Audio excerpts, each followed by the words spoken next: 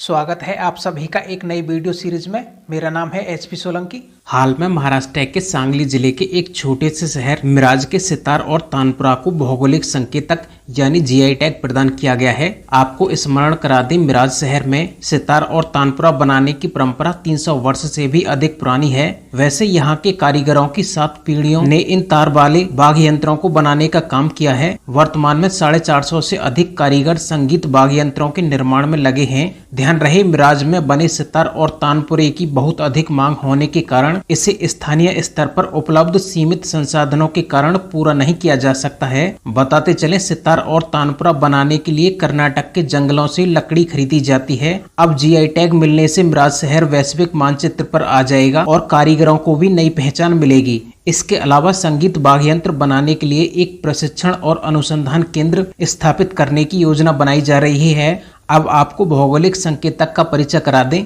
दरअसल यह एक ऐसा चिन्ह है जिसका उपयोग कुछ उत्पादों पर किया जाता है जो किसी विशेष भौगोलिक स्थान से संबंधित होते हैं। बता दें, जीआई टैग यह निश्चित करता है कि केवल पंजीकृत उपयोगकर्ताओं या फिर उस भौगोलिक क्षेत्र में रहने वाले व्यक्तियों को ही लोकप्रिय उत्पाद का नाम उपयोग करने की अनुमति है। इसका सबसे बड़ा फायदा किसी व्यक्ति द्वारा उत्पाद की नकल नहीं की जा सकती है। एक पंजीकृत टैग 10 वर्षों के लिए वैध होगा। जीआई पंजीकरण की देखरेख वाणिज्य और उद्योग मंत्रालय के तहत उद्योग और आंतरिक व्यापार संवर्धन विभाग द्वारा की जाती है। याद रहे, अब तक भारत में लगभग 635 उत्पादों को जीआई टैग मिल चुका है। और यह भी ध्यान रहे, भारत में प्रथम जीआई टैग प्रसिद्ध दार्जिलिंग चाय को वर्ष 2004 में दिया गया था। वस्तुओं का भौगोलिक संकेत अधिनियम 1999 भारत में वस्तुओं से संबंधित भौगोलिक संकेतों के पंजीकरण और बेहतर सुरक्षा प्रदान करने का कार्य करता है। यह बौद्धिक संपदा अधिकारों के व्यापार संबंधित पहलुओं पर विश्व व्यापार संगठन समझौते द्वारा शासित और निर्देशित है और इसके अलावा वैश्विक संपदा के विभिन्न घटकों के रूप में औद्योगिक संपत्ति और भौगोलिक संकेतों की सुरक्षा के महत्व को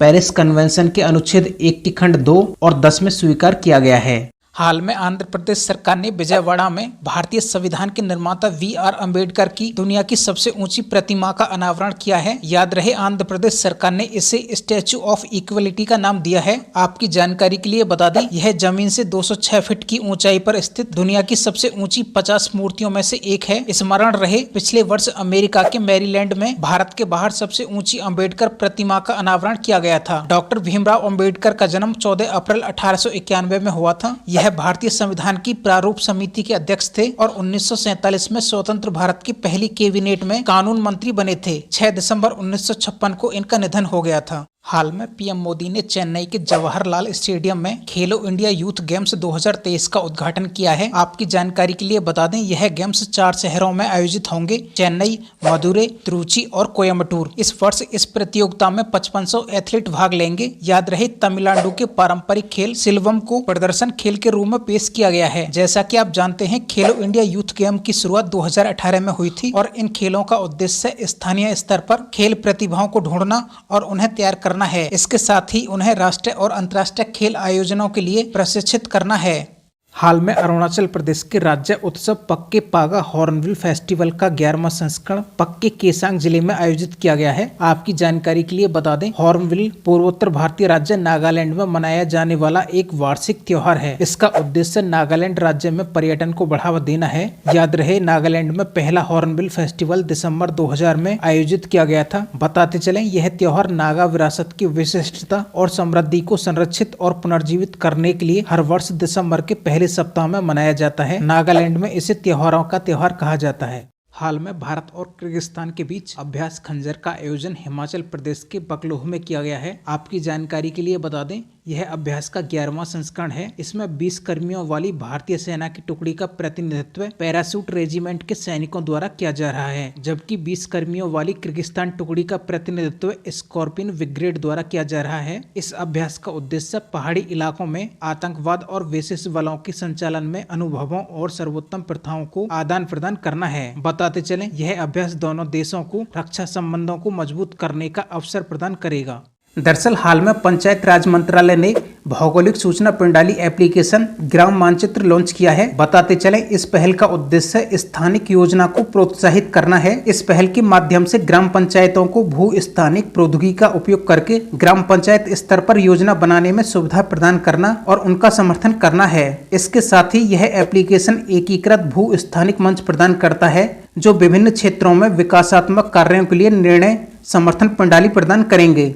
ध्यान रहे, पंचायत राज मंत्रालय ने एक मोबाइल आधारित समाधान एम एक्शन सॉफ्ट का भी शुभारंभ किया है। इसमें संपत्तियों की जियो टैगिंग 3 चरणों में की जाएगी, कार्य शुरू होने से पहले, कार्य के दौरान और कार्य पूरा होने पर। आपकी जानकारी के लिए बता दें, एम एक्शन सॉफ्ट प्राकृतिक संसाधन प्रबंधन, जल संचय, सूखा निवारण, स्वच्छता, कृषि, चेक डैम और सिंचाई माध्यम आदि से संबंधित सभी कार्यों और संपत्तियों के बारे में जानकारी प्रदान करेगा। जैसा कि आप जानते हैं, ग्राम मानचित्र कई प्लानिंग टूल्स प्रदान करता है जिसमें ग्राम पंचायत अधिकारी वास्तविक व व्यवहारिक विकास योजनाएं विकसित करने में GIS तकनीकी का उपयोग करेंगे। साथ ही इस टूल का विकास योजनाओं को बनाने में निर्णय समर्थन प्रणाली जैसे कि परियोजनाओं के लिए संभावित स्थलों की पहचान करने के लिए टूल्स, समिति की ट्रैकिंग, लागत और परियोजनाओं के प्रभाव का आकलन करना आदि सुविधा प्रदान करते हैं। हाल में भारत और मिस्र के बीच अभ्यास साइक्लोन का दूसरा संस्करण मिस्र के असांस में आयोजित किया जा रहा है। बता दें, इस अभ्यास में भाग लेने के लिए भारतीय थल सेना की 25 कर्मियों वाली टुकड़ी मिस्र पहुंची है। दरअसल इस युद्ध अभ्यास को दोनों देशों में द्विपक्षीय सैन्य सहयोग विकसित करने के लिए किया गया है। इसमें भारतीय दल का प्रतिनिधित्व पैराशूट रेजिमेंट के सैनिकों द्वारा किया जा रहा है। इस अभ्यास के पहले चरण में सैन्य प्रदर्शनियों और सामरिक बातचीत शामिल है। दूसरे चरण में निर्मित क्षेत्र में लड़ाकू और बंधक बचाव परिदृश्यों पर आधारित संयुक्त सामरिक युद्ध अभ्यास शामिल होगा। याद रहे, इस युद्ध अभ्यास का पहला संस्करण पिछले वर्ष भारत में आयोजित हुआ था।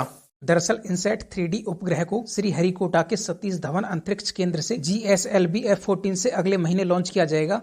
आपकी जानकारी के लिए बता दें, इनसैट 3DS उपग्रह इसरो द्वारा निर्मित एक मौसम संबंधी उपग्रह है। इसे आपदा चेतावनी के लिए, मौसम संधि अवलोकन, भूमि और महासागर की सतहों की निगरानी के लिए डिजाइन किया गया है। बताते चलें, इसमें अत्याधुनिक पेलोड, 6 चैनल इमेजर, 19 चैनल साउंडर मौसम विज्ञान पेलोड, संचार पेलोड और डेटा रिले ट्रांसपॉन्डर शामिल है। इसका प्राथमिक उद्देश्य मौजूदा कक्षा में इनसैट 3D और 3DR उपग्रहों को सेवा की निरंतरता प्रदान करना है। हाल में केंद्रीय पर्यावरण, वन और जलवायु परिवर्तन मंत्री भूपेंद्र यादव ने हिमतेंदुओं की स्थिति पर रिपोर्ट जारी की है। याद रहे, भारत में 718 हिमतेंदुए हैं। दरअसल इस रिपोर्ट को सभी हिमतेंदुओं रेंज वाले राज्यों और 2 संरक्षण भारतीयों नेचर कंजर्वेशन फाउंडेशन, मैसूर और WWF इंडिया के सहयोग से तैयार किया गया है, जिसमें लद्दाख, जम्मू कश्मीर, हिमाचल प्रदेश, उत्तराखंड, सिक्किम और अरुणाचल प्रदेश जैसे राज्यों सहित ट्रांस हिमालयी इलाकों में लगभग 1,20,000 किलोमीटर क्षेत्र को शामिल किया गया था। बताते चले, हिमतेंदुओं की सर्वाधिक संख्या लद्दाख में 777 है। इसके बाद उत्तराखंड 124, हिमाचल प्रदेश 51, अरुणाचल प्रदेश 36, सिक्किम में 21 और जम्मू कश्मीर में 9 हैं। हाल में भारत और सऊदी अरब के बीच संयुक्त सैन्य अभ्यास सदा तंसीक का प्रारंभिक संस्करण शुरू हुआ है। बताते चले, इस अभ्यास का आयोजन राजस्थान के महाजन क्षेत्र में होगा। दरअसल सऊदी अरब के 45 सुरक्षा कर्मी का नेतृत्व रॉयल सऊदी लैंड फोर्सेस द्वारा किया जा रहा है, जबकि भारतीय सेना की 45 सैन्य कर्मियों का प्रतिनिधित्व ब्रिगेड ऑफ द गार्डर्स की एक बटालियन द्वारा किया जा रहा है। इस अभ्यास का उद्देश्य अर्ध रेगिस्तानी इलाकों में संयुक्त अभियानों के लिए दोनों देशों के सैनिकों को प्रशिक्षित करना है। इस अभ्यास की अवधि में चेक पोस्ट की स्थापना, घेरा डालना, house intervention drill, reflex shooting और स्नाइपर फायरिंग का अभ्यास शामिल है। हाल में चीन और 77 देशों के समूह यानी G77 के सदस्य तीसरे दक्षिण शिखर सम्मेलन के लिए कंपाला, युगांडा में एकत्रित हुए हैं। दरअसल G77 समूह संयुक्त राष्ट्र के भीतर विकासशील देशों का एक महत्वपूर्ण गठबंधन है। इसका उद्देश्य उनके सामूहिक आर्थिक हितों को बढ़ावा देना है और प्रमुख अंतर्राष्ट्रीय मुद्दों पर उनकी क्षमता को बढ़ाना है। याद रहे, इस समूह की स्थापना 15 जून 1964 को जिनेवा में हुई थी। वैसे वर्तमान में इसमें 134 देश शामिल हैं, लेकिन इसके ऐतिहासिक महत्व के कारण मूल नाम को बरकरार रखा गया है। इस समूह की पहली मंत्री स्तरीय बैठक अक्टूबर 1967 में अल्जीरिया की राजधानी अल्जीयर्स में आयोजित हुई थी। हाल में भारत का सबसे बड़ा थिएटर फेस्टिवल भारत रंग महोत्सव गुजरात के कच्छ जिले में शुरू हुआ है। बताते चलें, यह 21 दिवसीय राष्ट्रीय उत्सव है। इसमें कार्यशालाओं और चर्चाओं के साथ 150 से अधिक नाटक शामिल हैं। आपकी जानकारी के लिए बता दें, यह महोत्सव भारत के 15 शहरों में आयोजित किया जाएगा, जो भारत की जीवंत प्रदर्शन कला और संस्कृति को प्रदर्शित करेगा। याद रहे, इस वर्ष नेशनल स्कूल ऑफ ड्रामा ने एशिया का पहला वैश्विक थिएटर बाजार बनाने के उद्देश्य से एक अभिनव पहल रंग हाट की शुरुआत की है। हाल में हिमाचल प्रदेश में पहली बार तितली की एक दुर्लभ प्रजाति डस्टेड अपोलो देखी गई। आपकी जानकारी के लिए बता दें, पहली बार इसकी खोज वर्ष 1890 में हुई थी। याद रहे, यह लद्दाख से पश्चिमी नेपाल तक फैली हुई है और आंतरिक हिमालय में 3500 से 4800 मीटर की ऊंचाई पर उड़ान भरती है। बता दें, यह प्रजाति वन्यजीव संरक्षण अधिनियम 1972 की अनुसूची 2 के तहत संरक्षित है। दरअसल हिमाचल प्रदेश से अब तक कुल 11 अपोलो प्रजातियां रिकॉर्ड की गई हैं और इनमें से 5 को अनुसूचित प्रजाति घोषित किया गया है। यह क्षेत्र अपोलो तितलियों की समृद्ध विविधता का एक उत्साहजनक संकेत है। व्यावसायिक रूप से इन्हें महत्वपूर्ण तितली माना जाता है और ऊंची कीमत के चलते इनका अवैध शिकार किया जाता है। हाल में जस्टिस रितु बहरी को उत्तराखंड की मुख्य न्यायाधीश के रूप में नियुक्त किया गया है। आपकी जानकारी के लिए बता दें, जस्टिस रितु बहरी उत्तराखंड उच्च न्यायालय मुख्य न्यायाधीश का पद संभालने वाली पहली महिला बनी है। इन्होंने मुख्य न्यायाधीश विपिन सांधी का स्थान लिया है। ध्यान रहे, मुख्य न्यायाधीश बनने से पहले इन्होंने पंजाब और हरियाणा उच्च न्यायालय में न्यायाधीश के रूप में कार्य किया है। बता दें, उत्तराखंड की स्थापना 9 नवम्बर 2000 को हुई थी। इसकी सीमा हिमाचल प्रदेश, उत्तर प्रदेश, नेपाल और तिब्बत से लगती है। दरअसल भारतीय राष्ट्रीय विज्ञान अकादमी ने स्वाति पोर्टल लॉन्च किया है। स्वाति का पूरा नाम science for women A technology and innovation है। बताते चलें, यह लैंगिक अंतर को दूर करने के लिए अकादमियों द्वारा की गई पहलों की सूची में नवीनतम पहल है, जो 20 वर्ष पहले प्रकाशित एक रिपोर्ट के साथ हुई थी। वैसे यह भारत में अपनी तरह का पहला पोर्टल है, जिसे national institute of plant genome research नई दिल्ली द्वारा विकसित किया गया है। जैसा कि आप जानते हैं, भारत के संविधान के अनुच्छेद 51A के तहत वैज्ञानिक स्वभाव, मानवतावाद और जांच एवं सुधार की भावना विकसित करना भारत के प्रत्येक नागरिक का कर्तव्य है। हाल में जारी संयुक्त राष्ट्र विकास कार्यक्रम की report breaking the gridlock reimagining cooperation in a polarised world के अनुसार भारत वैश्विक मानव विकास सूचकांक में एक पायदान ऊपर आ गया है। आपकी जानकारी के लिए बता दें, मानव विकास सूचकांक एक सांख्यिकीय उपकरण है जिसका उपयोग किसी देश की सामाजिक और आर्थिक आयामों के समग्र उपलब्धि को मापने के लिए किया जाता है। ध्यान रहे, इसे संयुक्त राष्ट्र विकास कार्यक्रम यानी UNDP द्वारा विकसित किया गया था और पहली बार वर्ष 1990 में संयुक्त राष्ट्र के विशुद्ध आर्थिक आकलन के विकल्प के रूप में पेश किया गया था। वैसे SDI 3 प्रमुख आयामों की ओर ध्यान आकर्षित करता है, जैसे कि स्वास्थ्य। इसमें जन्म के समय जीवन प्रत्याशा को मापा जाता है। लंबी जीवन प्रत्याशा बेहतर स्वास्थ्य परिणामों और स्वास्थ्य सेवाओं तक पहुंच का संकेत देती है। इसी प्रकार शिक्षा आयाम है। इसे 25 वर्ष की आयु के वयस्कों के लिए स्कूली शिक्षा के औसत वर्षों की औसत संख्या और स्कूल में प्रवेश करने वाले बच्चों के लिए स्कूली शिक्षा के अपेक्षित वर्षों से मापा जाता है।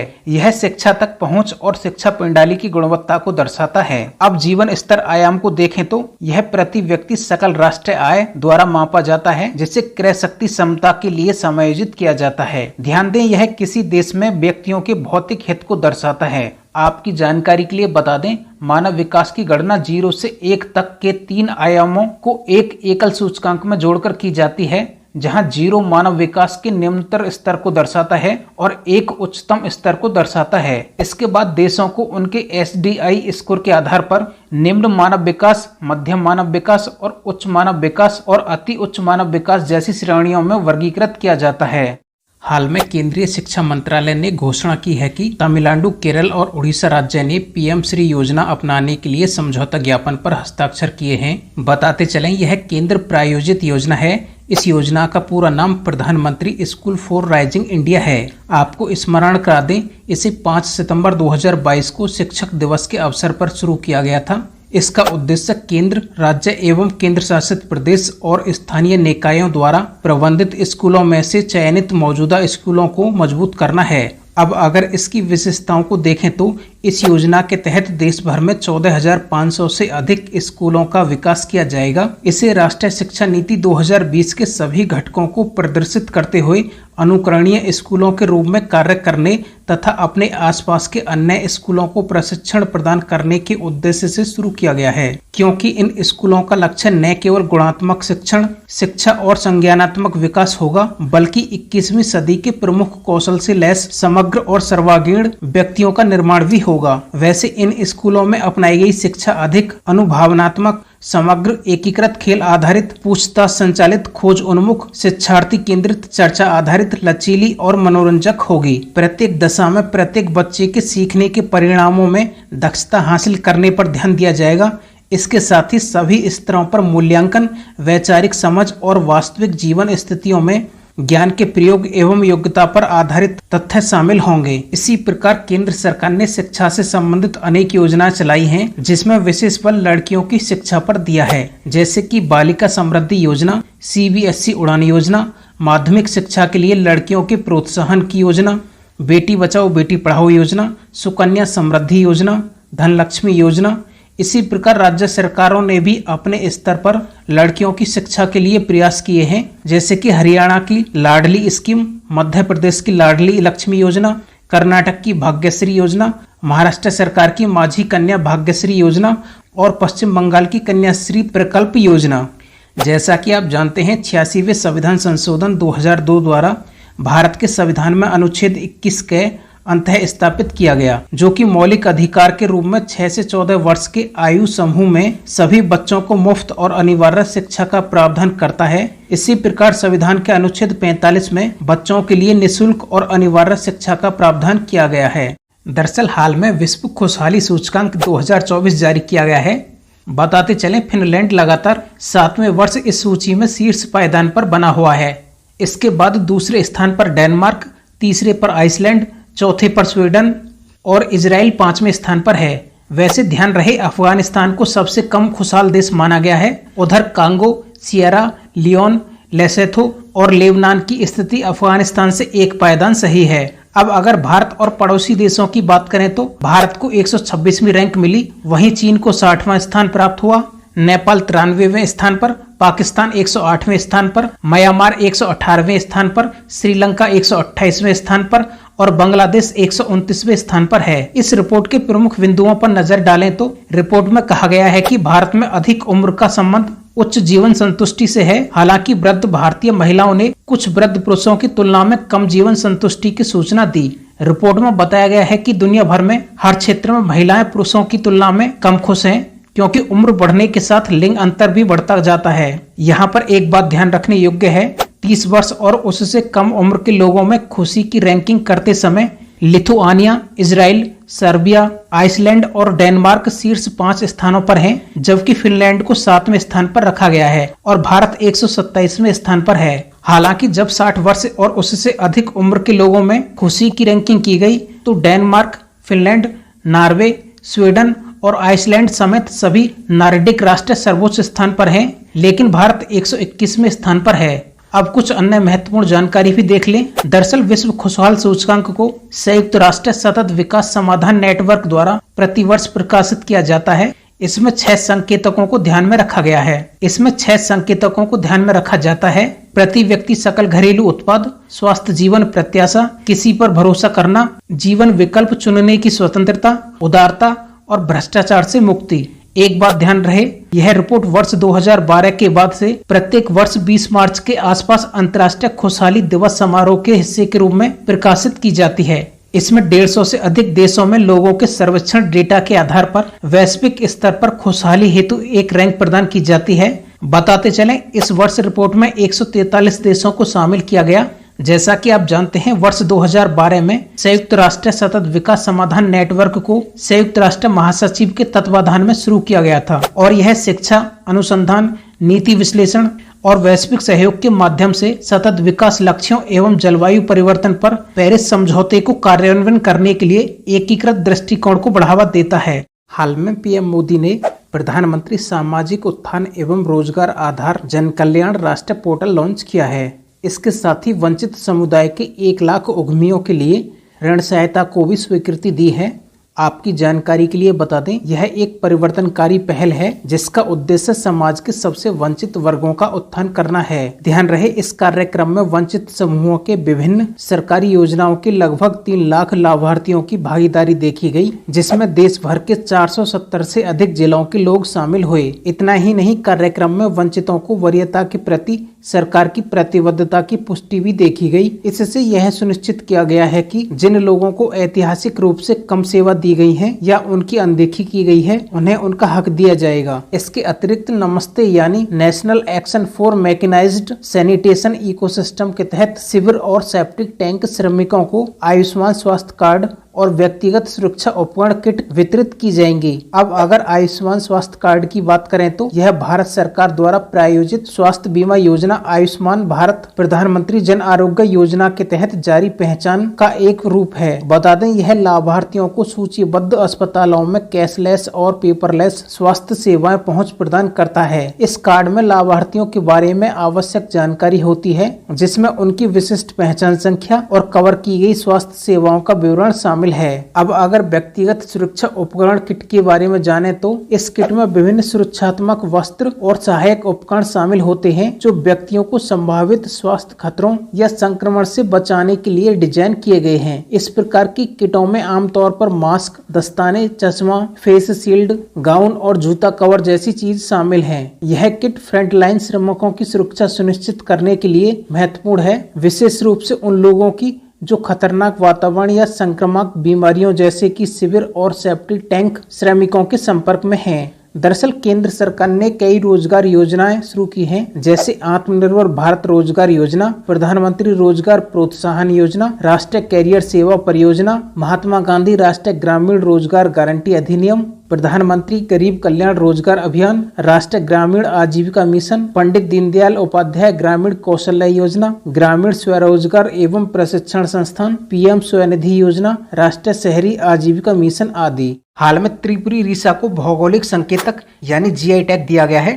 आपकी जानकारी के लिए बता दें, हाथ से निर्मित वस्त्र रीसा का उपयोग त्रिपुरा के आदिवासी समुदाय द्वारा किया जाता है। दरअसल रीसा का उपयोग सिर की पगड़ी, दुपट्टा और महिलाओं के ऊपरी वस्त्र के रूप में किया जाता है तथा किसी व्यक्ति को सम्मानित करने के लिए इसे भेंट के रूप में भी दिया जाता है। जैसा कि आप जानते हैं, किशोर त्रिपुरी लड़कियों को यह कपड़ा 12 से 14 साल की उम्र में रीसा समारोह नामक कार्यक्रम में दिया जाता है। इसका उपयोग धार्मिक त्योहारों जैसे कि पारंपरिक त्योहार गरिया पूजा के दौरान भी किया जाता है।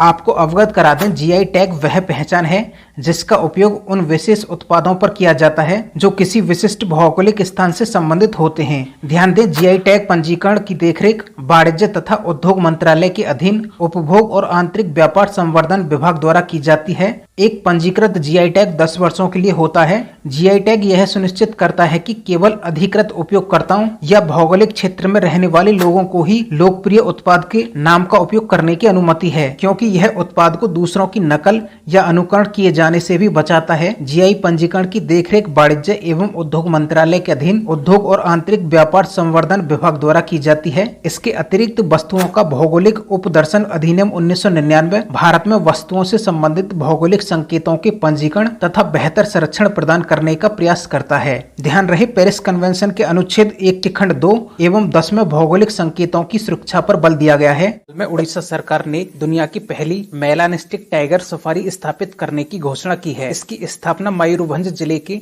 सिमलीपाल टाइगर रिजर्व के पास की जाएगी। बताते चलें, इसके लिए राष्ट्रीय राजमार्ग 18 से लगे 200 हेक्टेयर क्षेत्र की पहचान की गई है। इसमें लगभग 100 हेक्टेयर क्षेत्र प्रदर्शन क्षेत्र होगा और शेष क्षेत्र का उपयोग बचाव केंद्र, कर्मचारी बुनियादी ढांचे और पशु चिकित्सा देखभाल सुविधाओं के निर्माण के लिए किया जाएगा। अब आपको मेलानिस्टिक टाइगर या ब्लैक टाइगर का संक्षिप्त परिचय करा दें। ब्लैक टाइगर एक दुर्लभ रंग का बाघ है। इनके शरीर पर चौड़ी काली धारियां होती हैं, जो सामान्य बाघों की तुलना में मोटी होती हैं। दरअसल ऐसे बाघों में असामान्य रूप से गहरे या काले रंग के कोटे को कृत्रिम रंग भी कहा जाता है। अब अगर सिमलीपाल टाइगर रिजर्व के बारे में जाने तो यह उड़ीसा के मयूरभंज जिले के उत्तरी भाग में स्थित है। ध्यान रहे, वर्ष 1956 में इसका चयन टाइगर रिजर्व के लिए किया गया था और 1973 में इसे प्रोजेक्ट टाइगर के अंतर्गत लाया गया। भारत सरकार ने जून 1994 में इसे एक बायोस्फीयर रिजर्व क्षेत्र घोषित किया था। यह रिजर्व बाघों और हाथियों सहित कई जंगली जानवरों का निवास स्थान है। इसके अतिरिक्त यहाँ पर पक्षियों की 304 प्रजातियां, उभयचरों की 20 प्रजातियां और सरीसृप की 62 प्रजातियां निवास करती हैं। आपको यह वीडियो सीरीज कैसी लगी? आप HP सोलंकी स्टडी को लाइक, शेयर और सब्सक्राइब कर सकते हैं।